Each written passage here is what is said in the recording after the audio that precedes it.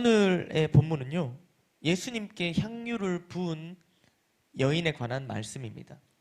예수님께 향유를 부은 여인에 관한 말씀은요, 이 사복음서에 다 기록이 되어 있습니다. 그러나 이제 마태복음, 마가복음이랑 요한복음에는 같은 사건을 기록해 놓았고요. 누가복음에는 이제 향유를 깨뜨려서 붓긴 했는데, 똑같은 행위를 했는데 이제 다른 사건입니다. 그래서 다른 곳에서 있었던 다른 여인이 한 사건인데, 어쨌든 중요한 것은 이 향유를 깨뜨려서 예수님께 부은 이 여인에 대한 기사가 사복음서에 다 나오는 거죠. 이제 그 중에 저희는 이제 마태복음에 나오는 말씀을 읽은 겁니다. 이 본문의 시점이 이제 어떤 시점이냐면요, 고난 주간, 특별히 지금도 이제 고난 주간을 저희가 보내고 있는데요. 이게 고난 주간 바로 직전인 토요일 날 일어난 일입니다. 그래서 이제 토요일 날, 지난주 토요일 날 일어난 일이라고 보시면 됩니다. 그래서 장소는 오늘 이제 1절 말씀에 이제 4절, 6절이죠. 6절 말씀에 보시면 베다니 나병 환자 시몬의 집이라고 적혀 있죠. 여기입니다. 그러니까 시간은 지난주 토요일, 그러니까 이번 주가 고난 주간이고, 이제 오늘 그때로 돌아가면 오늘이 이제 예수님이 십자가에 못 박혀 죽으신 그 날입니다. 이제 그렇게 됐을 때 이제 그 불과 딱 일주일 전에 있었던 일이죠. 그러면서 예수님은 거기서 뭘 하고 계셨는지 보시면요, 뭐 하고 계십니까? 이 7절에 보시면 식사하시고 계십니다. 식사를 하시는데, 그때 이제 여기 보면 한 여자가 등장하죠. 근데 이 여자가 어떻게 합니까? 향유 한 옥합을 가지고 와서 식사하시는 예수님의 머리에 부음. 이게 뭐 하는 겁니까, 이게 여러분 상상을 가십니까? 이게 지금 우리의 상식으로는 도저히 이해가 되지 않습니다. 이제 지금 여러분, 예를 들어서 여러분 누가 식사하시는데 가서 향유 옥합 깨뜨려 머리에다 막 부을 수 있습니까? 이렇게 뭐 이게 무슨 예전에 뭐 여러분들 기억에 뭐 이런 것도 식당에서 이렇게 많이 뭐 이렇게 이런 거 하셨는지 모르겠지만, 그러나 지금 뭐 지금도 이런 없지 않습니까? 할렐루야. 네.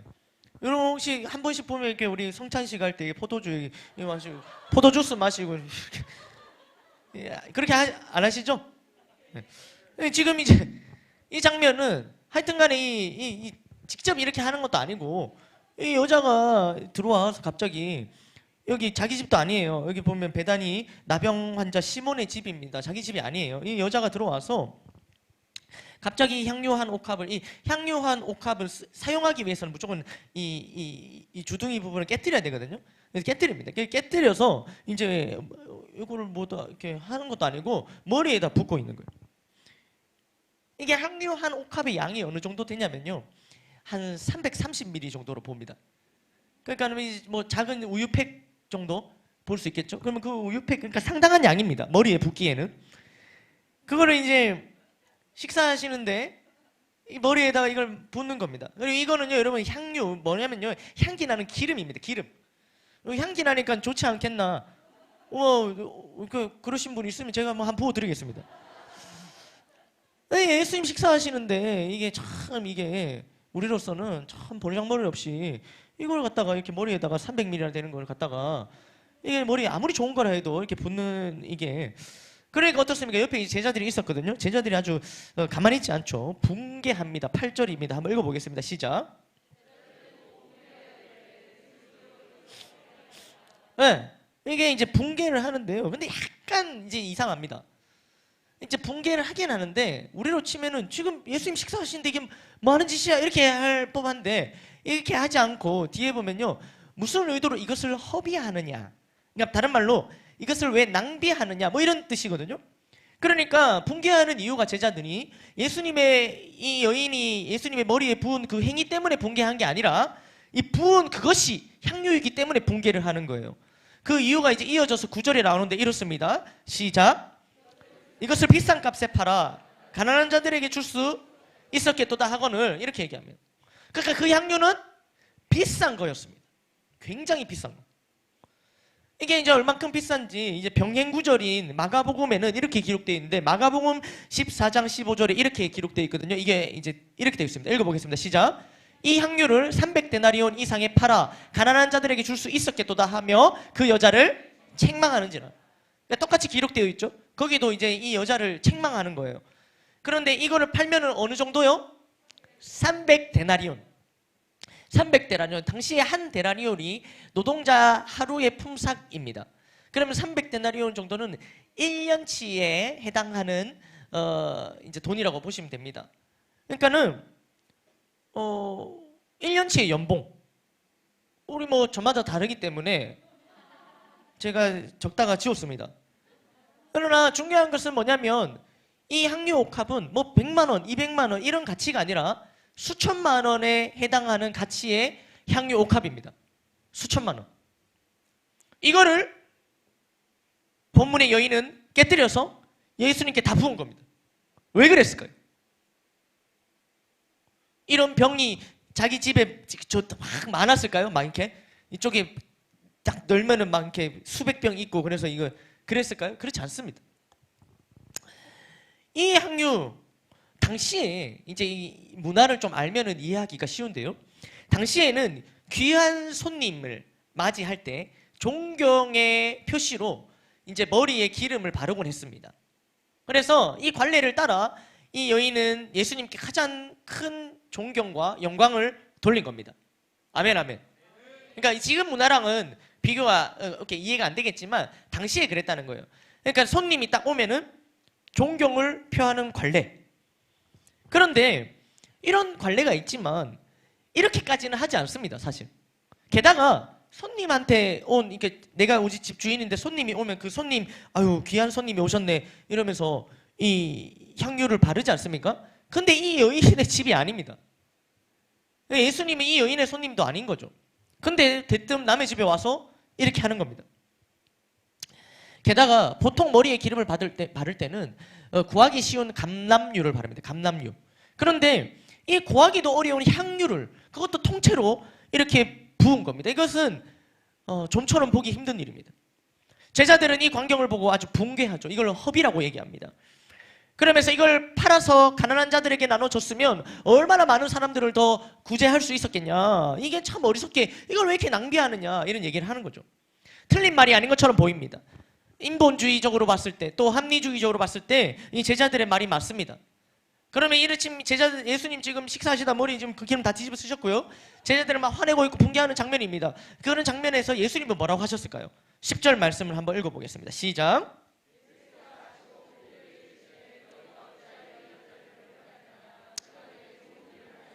자, 예수님께 이거 좋은 일이라고 얘기하시는 거예요. 예수님이 이거 좋다고 얘기하시는 거예요. 그러면서 오히려 그 여인을 책망하는, 그 여인을 뭐라고 하는 너 제자들에게 왜 이 여인을, 이 여자를 왜 괴롭게 하느냐. 그렇게 하지 마라. 이렇게 얘기하는 거죠. 가만히 둬라. 이것이 예수님께서는 좋은 일, 예수님께 좋은 일이라고 이렇게 해석을 하시면서 이어서 11절, 12절에 이렇게 말씀하십니다. 시작. 나는 항상 함께 있지 아니하리라. 이 여자가 내 몸에 이 향유를 부은 것은 내 장례를 함이니라. 아멘. 자, 뭐라고 얘기합니까? 가난한 자들은 너희와 언제나 항상 있을 거지만 나는 함께 있지 않다. 왜냐하면 이제 예수님이 이 토요일 이후에 이제 바로 고난주간으로 넘어가시는 걸 예수님 다 알고 계셨고, 그리고 이거에 대해서는 수도 없이 많이 말씀하셨어요. 그래서 그걸 다시 한번 찝어서 말씀을 하시는 장면이고요. 또 실제로 나중에 제가 한번 보여드리겠지만 제자들이 진짜 가난한 자들을 위해서 이렇게 한 게 아닙니다. 그리고 이 여자가 내 몸에, 예수님 몸에 부은 이 향유를 부은 것은 뭐를 위함이에요? 장래를 위해서. 퓨처가 아니라 비네랄. 그래서 장래입니다. 그러니까 예수님의 죽음을 위함이라고 보신 겁니다. 요한복음에 이 똑같은 말씀이 병행구절로 나와 있는데 거기에 보면요, 이 여인은 이제 이름이 나와요. 지금은 한 여자에 나오는데 요한복음의 12장에 나오는 것은 이 여인의 이름을 마리아라고 얘기합니다. 마리아. 그러니까는 그 마리아, 마르다, 그 마리아 말입니다. 그래서 그 마리아의 우리가 스토리를 볼 때 사실은 이제 마리아의 가정에도 예수님 찾아오셨고, 그래서 귀한 말씀을 주시고 또 이제 생명도 주시고 또 그렇기 때문에 그 예수님께 사랑과 감사의 표현으로 향유를 깨뜨렸다라고 볼 수도 있습니다. 그렇게 보기도 합니다. 왜냐하면 나사로, 오라버니 나사로를 살리셨잖아요. 그러니까 이런 은혜를 입었기 때문에 마리아가 그래서 향유를 깨뜨렸다 이렇게도 보기도 하지만, 그러나 오늘 예수님의 말씀 속에 볼 때 그 이상의 의미가 또 있었던 겁니다. 무엇이요? 예수님의 장례를 준비했다고 하시는 거예요. 예수님께서는 제자들에게 앞으로 나는 십자가를 질 거다, 이 앞으로의 일에 대해서 여러 번 말씀하셨어요. 여러 번. 십자가에 못 박히실 것, 그러니까 정확하게 십자가에 못 박히신다고 정확하게 이렇게 얘기를 하세요. 그리고 또 그 이후에 부활하실 것에 대해서도 말씀하셨습니다. 그러나 제자들은요, 예수님의 말씀을 제대로 듣지 않았어요. 한 번, 두 번, 세 번 예수님이 자신의 죽음, 십자가 지심, 부활에 대해서 말씀하시는데도 항상 그 뒤에는 제자들을 뭐라고 하냐면은 그러면 나도 한 자리 차지하게 해주십시오. 또 그러면은 자가 큽니까? 내가 큽니까? 예수님이 부활, 그러니까 죽으심과 부활을 말하는 그 정말 너무나도 중요한 대목에서 항상 제자들은 딴소리를 했다는 겁니다.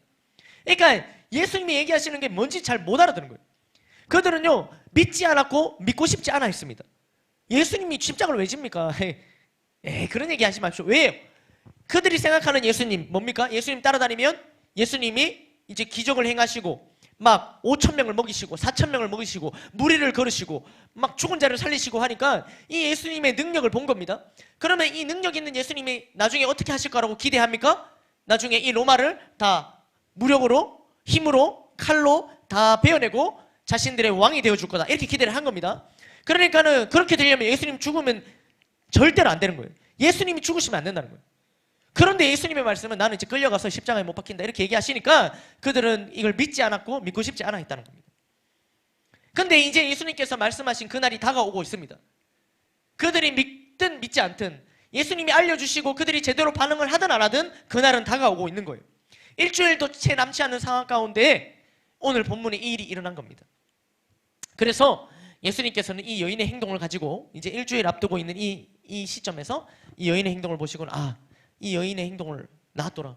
이 여인은 내 장례를 준비하는 것이다, 이렇게 말씀하신 거예요. 그리고 이제 결정적으로 13절에 이렇게 말씀하십니다. 한번 읽어보겠습니다. 시작.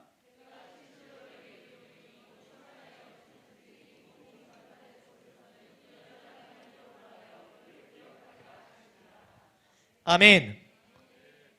극찬을 하십니다. 극찬. 예수님께 어떤 행동을 했을 때 이렇게까지 칭찬을 받을 수 있을까 할 정도로, 이것은 뭐 거의 다른 말씀을 이렇게 살펴봐도 이 정도로 이런 말씀을 들은 자가 없다는 거예요. 뭐 어떻게 얘기하시는 거예요? 내가 진실로 너에게 이르노니 온 천하에 어디에서든지 이 복음이 전파되는 곳에는 이 여자가 행한 일도 말하여 그를 기억하리라 하시니라, 이렇게 얘기하시는 거예요. 이 향유옥합을 깨뜨린 이 여인의 행동을 복음 전파되는 곳마다 이걸 또 같이 전해지고, 또 그로 말미암아 이 여인이 행한 이 행동이 이게 계속 기억되게 하겠다, 이렇게 말씀하시는 겁니다. 복음이 전파되는 곳마다, 여러분 복음은 예수 그리스도의 십자가의 승리 아니겠습니까? 아멘. 그 십자가가 전해지는 곳마다, 십자가가 뭡니까 여러분? 십자가는요, 하나님께서 인간인 우리를 향한 그 사랑의 결정체, 그게 바로 십자가입니다. 그게 이제 하나님의 사랑을 가장 대변해 주는 것이 이 십자가인데, 이것이 전파되는 곳마다 이 여인의 행한 일도 말하며 기억하라, 이렇게 하시는 겁니다. 그러니까 이 향유옥합을 깨뜨린 이 여인의 행동을, 아까 전에 십자가는 하나님께서 인간을 향한 그 사랑의 결정체로 보셨다면, 이 향유옥합을 깨트린 이 여인의 행동은요, 인간의 입장에서 하나님을 향한 이 사랑의 대표적인 사건으로 인정을 하신 겁니다. 그래서 복음이 전파되는 곳마다 함께 전해지도록, 그래서 기억하도록 하신 겁니다. 아멘, 아멘. 참 이 부분이 저도 계속 묵상을 하면서도 참 이런 감탄사가 나오면서도 도무지 더 디테일하게 정확하게 막 이렇게 막 피부로 와닿고 막 이렇게 잘 되어지지 않는 영역이었습니다. 그러나 우리가 이 부분에 대해서 인정을 하든 말든 그건 중요한 게 아닙니다. 오늘 예수님께서 하신 말씀이 중요한 거죠. 예수님께서는 이 여인의 행동을 누가 뭐래도 예수님의 장례를 준비하는 행위라고 보셨고, 또 그것이 복음이 전파되는 곳마다도 같이 전해지면서 이 여인이, 또 이 여인의 행한 일이 마땅히 같이 기억될 만한 가치가 있는 것으로 예수님을 보셨다는 것이 중요합니다. 그러니까 한 가지 이 여인은 적어도 제자들과 달랐던 점은 예수님께서 말씀하셨던 예수님의 죽으심, 십자가 지심, 부활, 이것에 대해서 진지하게 받아들였고 또 그것을 믿었다는 거죠. 그러면서 이렇게 한 사건이 일단락되는 것처럼 보이는데, 바로 이어서 이제 유다의 배반 사건 나옵니다. 그러니까는 이게 보시면 마태복음도 그렇고 마가복음도 그렇고 이것이 이렇게 연결이 되는데 사실 시간상 순서로는 맞지 않습니다. 왜냐하면 아까 그거는 토요일 날 있었던 일이고요, 지금 이제 이어서 나오는 14절부터는요 화요일 날 있었던 일입니다. 이 사이에 있었던 일들이 더 있는데도 불구하고 이 사건 두 개를 마태복음도 마가복음도 겹쳐서 이제 이어서 기록을 하고 있는데요, 한번 보겠습니다. 가룟 유다가 등장을 합니다. 가룟 유다는 예수님을 팔려고 합니다. 한번 14절 읽어보겠습니다. 시작.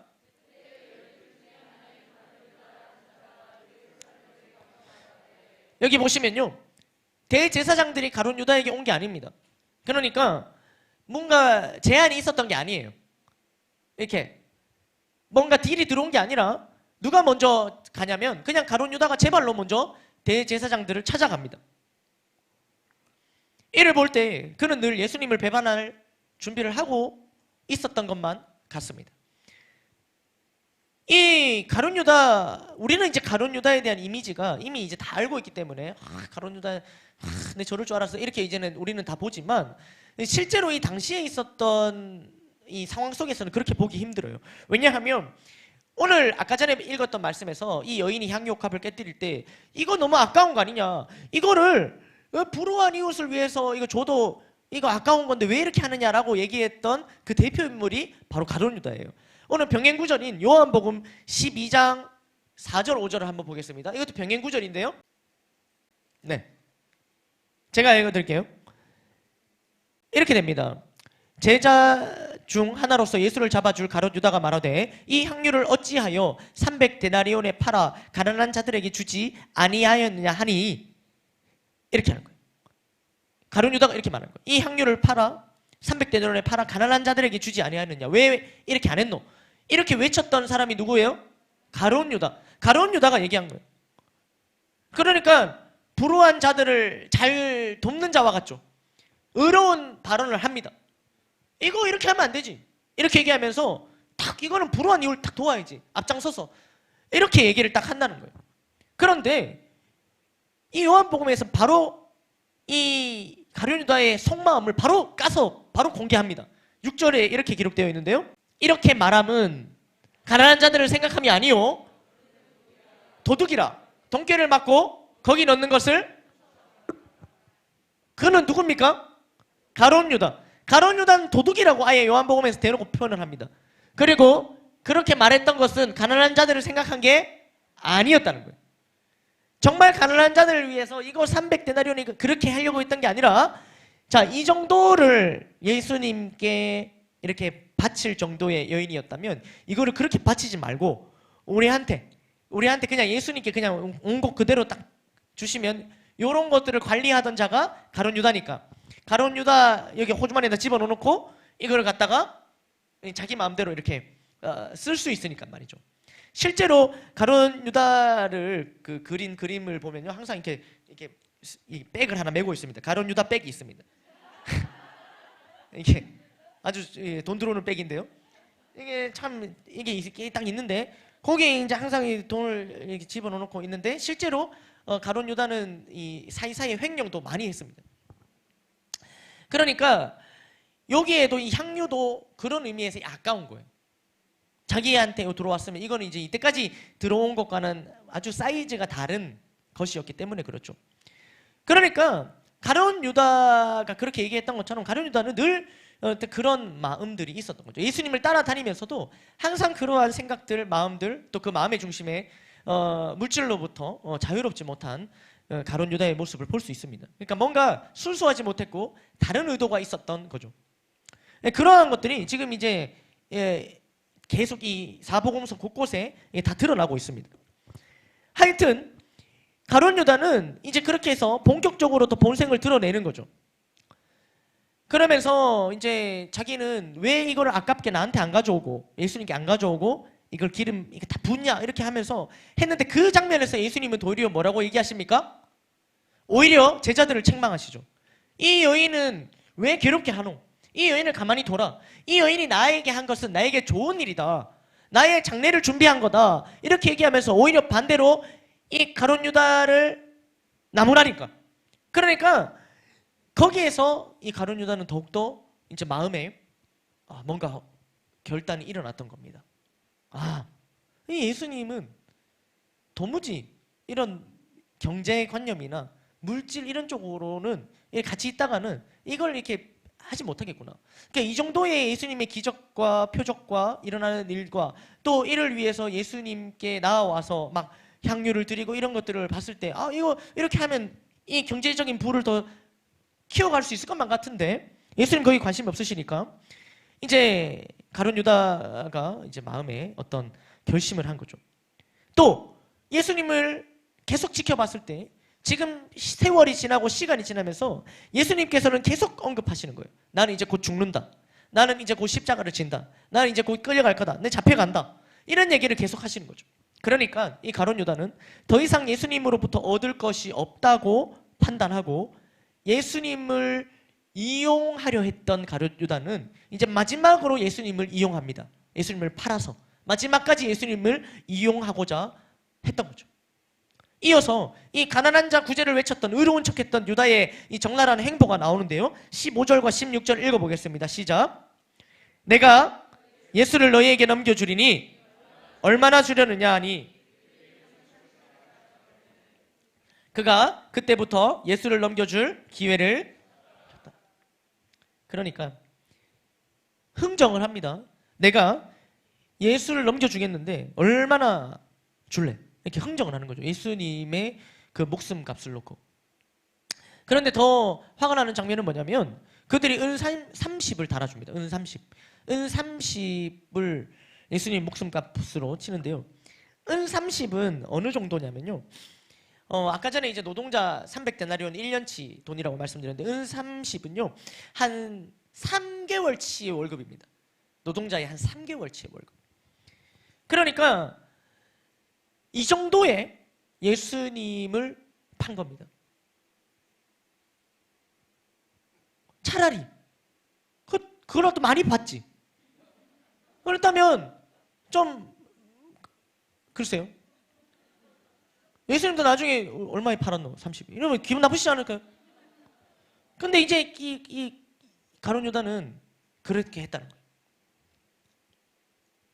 아까 전에 분명히 300데나리온 그거 팔아갖고 이 가난한 자들 구제 이걸 막 외쳤던 그가 이제는 그냥 노골적으로 이제 본색을 드러내면서 30 자기 호주머니 채우려고 그렇게 지금 대제사장들을 찾아가는 장면이 이어서 나오는 거예요. 여러분 지금 향유를 부은 여인과 또 이 예수님을 판 가룟 유다의 사건을 이렇게 날짜가 이어지지도 않는데 이어서 기록을 하고 있습니다. 왜일까요?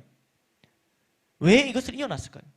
그것은 주님을 위해 드리는 삶, 그러니까 뭡니까? 향유를 깨뜨려 드리는 삶과 주님을 이용하는 삶, 그러니까 자신의 욕망을 채우고자, 욕심만을 채우고자 하는 삶의 기로에 우리가 늘 서 있기 때문에 그렇습니다.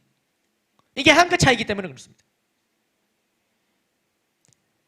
우리는 구원의 은혜와 감격 가운데 기쁨으로 내 삶을 드리겠다고 고백합니다. 주님 앞에 그때만 해도 정말 이 구원의 기쁨과 감격에 이렇게 취해 있을 때 그때만 해도 주님 앞에 어떤 것도 아깝지 않죠. 다 드릴 수 있습니다. 찬양, 나의 생명을 드리니 이렇게 찬양도 다 드릴 수 있다. 그런데 참 그러면서 실제로도 우리 삶 가운데 향유 옥합도 깨뜨립니다. 향유 옥합도 깨뜨려요. 향유 향유 옥합을 한 번이 아니라 두 번이 아니라 여러 번 깨뜨립니다. 주님 앞에 감사하는 마음으로, 기쁨으로. 그런데 시간이 지나면 나에게 또 다른 향유 옥합이 있음을 알게 됩니다. 깨뜨리기 아깝다 하는 것들이 생기는 거죠. 향유 옥합. 이 향유 옥합이라는 것이요, 참 신기한 것입니다. 향유 옥합은요, 이거 당장 이걸 막 이걸 사용하기 위한 것이 아닙니다. 이건 그냥 두고 있으면은, 이걸 그냥 생각만 해도, 이걸 그냥 바라보고만 있어도 막 든든하고 의지가 되고 막 그런 겁니다. 이 향유 옥합 그런 겁니다. 그런 거 있지 않습니까? 이걸 뭐 사용하기 위함이 아니라더라도 이걸 그냥 보고만 있으면은 이게 든든하고 좋고 그런 게 있는 거죠. 사용하지 않습니다. 그 제가 어디서 본 글인데, 그 해녀 하시는 분들이 보면은 이거 따러 갈 때 밑에 지하에 그 바다의 장소에서 따오지 않습니까? 근데 자기만의 비밀 공간이 있답니다. 그 공간은 뭐냐면, 거기 가면 무조건 큰 전복이 있는 그런 공간이에요. 근데 거기를 의도적으로 안 간답니다. 그냥 거기 있다는 것만 알고 거기를 가지 않습니다. 평소에 절대 안 갑니다. 아무한테도 가르쳐 주지 않습니다. 딸에게도 가르쳐 주지 않습니다. 그러다가 정말 아무것도 찾지 못했을 것이나, 아니면 정말 중요한 손님이 왔을 때 그거 가서 이제 이렇게 가져오는 겁니다. 그런, 당장 사용하지 않더라도 그것을, 그 존재만으로도, 그걸 보고만 있다만 해도 든든해지는 뭔가 말이죠. 그러니까 내가 의지가 되는 뭔가 말입니다. 그 향유 옥합입니다. 그런 것들을 지난날 우리가 구원의 감격 가운데, 은혜 가운데 많이 깨뜨려 왔어요. 아멘, 아멘. 얼마나 많이 깨뜨렸는지 모릅니다. 그런데 희한하게 이게 나는 다 깨뜨렸다고 생각을 해고 집에 찬장을 열어보면 또 그 향유 옥합이 또 있는 걸 발견하는 거죠. 그게 깨뜨리기 아까운 거예요. 주님을 위해 무엇을 더 할 수 있을까 하던 날들이 있었습니다. 그런데 어느 날 갑자기 주님은 왜 더 이상 아무것도 해주시지 않지? 라는 생각이 든다는 거예요. 이렇게 주님의 몸된 교회를 위해서 달려왔는데 왜 이 부분은 채워주시지 않는 거지? 마치 주님께서 당연히 채워주셔야 하는 것처럼 생각을 한다는 거예요. 늘 이 사이에서 아슬아슬합니다. 아슬아슬합니다. 저는 이 부분을 조금 묵상을 좀 더 했을 때 마치 이런 것이 아닐까 또 생각을 해봤습니다. 우리가 자녀를 키울 때 어떻습니까? 자녀의 존재만으로도 얼마나 기쁘고 감사한지 모릅니다. 이 자녀를 그냥 볼 때마다, 그냥 보기만 해도, 그냥 얘가 웃기만 해도, 아니요 그냥 울어도 좋아요. 그냥 다 좋아요. 그런데 어느 순간 어떻습니까? 이 자녀를 볼 때 왜 이 자녀는 나한테 보답을 하지 않지? 이런 생각이 드는 거예요. 이전에는 그냥 존재만으로도 참 고맙고 감사한 존재였는데 시간이 지나면서 이제 내가 니한테 어떻게 했는데 이런 게 되는 거죠.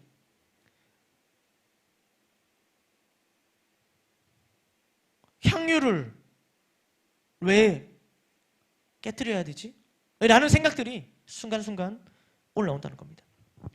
이렇게 할 때 이 같은 말씀의 병행구절은 아니었지만 똑같이 이 향유를 부은 여인에 대한 내용들이 나온다고 말씀드렸지 않습니까? 근데 그 내용이 이 부분에 대해서 또 다른 답을 주게 됩니다. 누가복음 7장 말씀인데요. 누가복음 7장 말씀의 내용은 이와 같습니다. 거기에도 한 여자가 이제 예수님께 와서 향유를 붓는 내용이 나옵니다. 그런데 이때는 예수님이 이 베다니에 계셨던 게 아니라 이 바리새인과 함께 있었어요. 그러니까 이 바리새인이 예수님께 식사 대접을 하겠다고 집으로 초청을 합니다. 그래서 예수님 들어오십시오 해서 식사 대접, 바리새인이 딱 하고 음식을 나름대로 했겠죠. 그래서 딱 준비를 딱 하고 이제 식사를 딱 하려고 하는 그 장면 가운데에 한 여자가 등장을 해요. 여기서는 죄 지은 한 여자 이렇게 표현합니다. 무슨 죄인지는 알 수 없습니다. 그러나 죄 지은 한 여자가 이게 왔다고 얘기합니다. 그러면서 그는 38절에 보시면은요, 예수님을 보자마자 그 곁에 서서 울며 눈물로 그 발을 적십니다. 그리고 머리털로 그 발을 닦습니다. 그 발에 입 맞추고, 그리고 또 가지고 온 향유 옥합을 깨뜨려 붓습니다. 이럴 때 바리새인의 마음은 죄 지은 여자가 와서 예수님한테 이렇게 얘기하는데 예수님도 다 아실 텐데 왜 이걸 받아주고 계시지? 물음표죠. 그때 예수님이 그 바리새인에게 이렇게 얘기를 하시는 거예요. 비유를 물으십니다. 41절입니다. 읽어보겠습니다. 시작.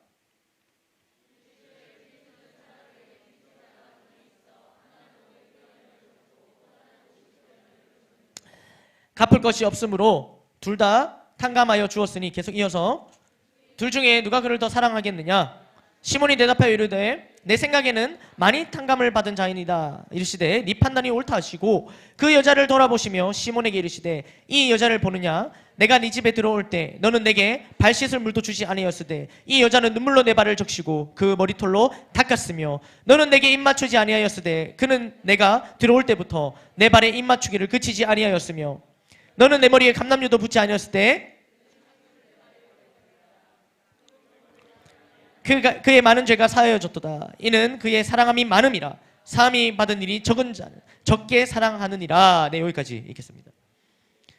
이런 일이 있었던 거예요. 향유 옥합을 붓는데 이게 보통 이것도 우리가 문화를 몰라서 생기는 문제인데요. 문화적으로 그렇습니다. 보통 손님이 오면 뭘 하냐면 발을 씻겨줍니다. 일반적으로 발을 씻겨주고요. 그 다음 입 맞춥니다. 입 맞추고 아까도 말씀드렸듯이 기름을 발라줍니다. 머리에. 자, 이 세 가지가 귀한 손님이 왔을 때마다 이런 행동을 취합니다. 그런데 이 바리새인은 이 셋 중에 아무것도 하지 않았어요. 근데 이 여인은 어떻게 합니까? 바로 눈물로 발을 적시면서 발을 닦습니다. 눈물로 발을 닦습니다. 그러면서 어떻게 합니까? 입 맞추는데 입 맞춤이 아니라 발에다 입을 맞춥니다. 발에다 입을 맞추는 거예요. 그 다음에 어떻게 합니까? 기름을 바르는데 감람류조차도 붙지 않았던 바리새인과 다른 점이 뭐였다면 이 여인은 향유 옥합을 깨뜨리는 거예요. 300데나리온의 가치가 있는 이 향유 옥합을 또 깨뜨려서 예수님께 붓는 장면이 나온다는 거예요. 그러면서 이 행동을 도무지 이해하지 못하는 바리새인에게 뭐라고 표현합니까? 빚진 자 비유를 얘기하시는 겁니다. 더 많이 탕감받은 자가 더 많이 사랑한다는 얘기를 하시는 거죠. 그러니까 향유 옥합을 누가 깨뜨리느냐? 더 많이 주님을 사랑하는 자가 향유 옥합을 깨뜨리는 겁니다. 그러니까 이미 하나님 내게 주신 것이 무엇인지를 더 정확하게 깨달은 자가 하나님께 아낌없이 드릴 수 있다는 거예요. 오늘 본문에 나오는 이 향유 옥합을 깨뜨린 여인은요, 두 사람 다 예수님께서 내게 주신 것이 무엇인지, 내게 주신 것이 무엇인지를 명확하게 알고 있던 자들이었고, 그래서 주님 앞에 드릴 때 어떤 것도 조금의 아까움도 없이 다 깨뜨리고 내어드릴 수 있었던 거예요. 아멘, 아멘. 말씀을 맺겠습니다. 고난주일을 보내면서 우리는 이제 십자가를 더욱 이렇게 묵상하는 한 주가 되었습니다. 특별히 이제 지난 주일 축제 예배 때 또 십자가 복음에 대해서 우리가 말씀을 들으면서 더 이렇게 십자가를 묵상하죠. 주님께서 십자가를 지셨습니다. 왜 지셨습니까? 나 같은 자를 살리시고자 십자가를 지셨습니다. 나 같은 자를 왜 살리시고자 하셨을까요? 사랑하시기 때문입니다. 십자가를 지심으로 우리를 향한 자기의 사랑을 확증하셨다. 로마서 5장 8절 말씀에 얘기하셨던 대로 사랑하기 때문에 십자가를 지신 거죠. 그러면 왜 나를 사랑하실까? 왜 십자가를 지셨을까? 나를 살리시고자. 왜 나를 살리실까? 사랑하니까. 왜 나를 사랑하실까? 여기에 대한 답은 없습니다. 나중에 주님 앞에 가서 여쭤봐야 돼요. 주님, 왜 나를 사랑하셨습니까? 중요한 것은 나를 사랑하셔서 나를 살리시고자 예수님께서 십자가를 지신 겁니다. 내게 생명을 주시고자 생명을 잃으셨습니다. 전부를 내어주시며 사랑을 표현하셨습니다. 기독교는 전부를 받고 시작합니다. 믿음으로 구원이라는 선물을 받고 시작하는데 이것이 곧 전부입니다. 하나님의 자녀가 되었는데 이 사실이 모든 것을 받았음을 말해주는 것입니다. 우리는요, 더 받기 위해서 혹은 구원받기 위해서 신앙생활을 하는 게 아니에요. 우리는 끝이 보이지 않는 터널을 가는 것 같은 신앙생활이 아닙니다. 우리는 처음부터 하나님께서 우리에게 빗대어 주셔서 다 밝히시고 다 주시고 시작하는 것이 기독교예요. 그러니까 우리 신앙생활하면서 어떻게 하면 뭘 더 받을 수 있을까? 내가 예배를 이렇게 빼먹지 않고 드리면 하나님께서 내게 뭘 더 주시지 않을까? 이것은요, 우리가 다 받았다, 하나님께서 내게 무엇을 주셨는지를 모르기 때문에 우리가 이렇게 생각하는 것입니다. 우리는 다 받은 자입니다. 이미 전부를 주셨습니다. 그러니 이제는 이미 다 받은 자로서, 전부를 받은 자로서 무엇을 드릴 수 있을까 생각해 보아야 합니다. 이미 받은 구원과 하나님의 자녀라는 새롭게 얻은 신분, 그리고 주님의 제자라 칭함을 받은 것들이 시시하게 느껴진다면, 혹은 이런 것 말고도 다른 것들이 더 중요하게 생각되어지고 얻고자 한다면, 오늘 본문의 옥합을 깨뜨린 여인의 행동은 결코 이해할 수 없을 것이며 가룟 유다와 같은 길에 설 위험도 있는 것입니다.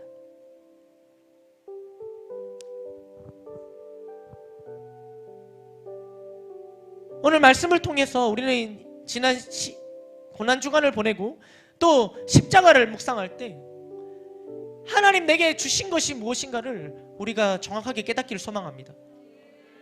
십자가는 사랑입니다. 십자가는 생명입니다. 십자가는 전부입니다. 이것을 주신 겁니다.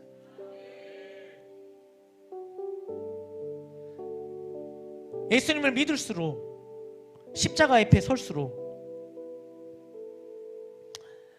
부끄러울 때가 많습니다. 신앙생활 하면 할수록, 양육과 훈련을 받으면 받을수록 더 부끄러워요. 살아야 되는 삶과 마땅히 살아야 되는, 전부를 주신 하나님 앞에 서야 되는 나의 모습과 현실의 나의 모습의 차이가 점점 더 멀게만 느껴집니다. 왜 그런 걸까요? 지난날보다 우리가 더 허랑방탕해져서 그럴까요? 그렇지 않습니다. 애를 쓰고 몸부림치고 한다고 하는데도 늘 더 멀게만 느껴져요. 그래서 말씀을 잘 따라가다가, 훈련을 잘 받다가 어느 순간 내 삶을 보며 우리는 도저히 따라갈 수 없는 삶이구나, 낙심, 좌절하라고 우리에게 깨달음을 주시는 것일까요? 그렇지 않습니다. 그 거리가 느껴지는 것은요, 나보고 낙심하라고 좌절하라고 그 거리를 느끼게 하시는 것이 아니에요. 십자가 사랑과 십자가의 능력과 십자가의 은혜를 깨달으면서로 나의 삶과 더 멀어져 보이기만 하는데, 그것은 나로 하여금 좌절, 낙심하도록 그것을 깨닫게 하시는 게 아니에요. 오히려 그만큼 하나님의 사랑을 깨닫게 하시려는 겁니다. 여러분, 우리의 죄가 아무리 크게 느껴져도 그 죄보다 크신 것이 하나님의 사랑입니다. 여러분, 내 죄가 얼마만큼 크든, 아무리 바뀌지 않아도, 아무리 반복되어져도, 아무리 죄인 중에 괴수라 말할지라도 그 어떤 죄보다 큰 것이 십자가의 사랑입니다. 그래서 그것을 알려고 하나님께서는 우리가 신앙생활하면서 더 나아가면서 그 거리를 더 멀게만 느껴지게 하시는 거예요. 절대로 낙심하라고, 좌절하라고, 십자가의 길을 포기하라고 그것을 깨닫게 하시는 게 아니라는 사실이에요. 여러분, 그것을 느낄 때마다, 깨달을 때마다 정말 내 죄보다 크신 하나님의 사랑을 느끼시기를 간절히 소망합니다. 내 죄보다 크신 사랑, 전부를 주신 것을 기억합시다. 그리고 이어서 우리가 전부를 받은 자로서 우리도 이제는 주님 앞에 무엇을 내어드릴 수 있을까? 주님은 우리에게 사랑을 주셨고요, 주님이 우리에게 받고자 하신 것은 사랑입니다. 그 마음을 받고자 하시는 거예요. 주님은 우리에게 생명을 주셨고요, 주님이 우리에게 받고자 하시는 것은 생명입니다. 주님은 우리에게 전부를 주셨고요, 우리의 전부를 받고자 하십니다. 그리고 정말 마음대어 전부를 드릴 것 같이 내 삶의 향유 옥합을 깨뜨려 내어 드릴 때 결코 주님은 그것을 다 취하지 않으시고 그보다 더 큰 것으로 다시 부어주십니다. 우리 안에, 우리 삶 가운데 이러한 삶을 경험하기를 주님의 이름으로 축복합니다. 모든 영광 하나님께 올려드리겠습니다.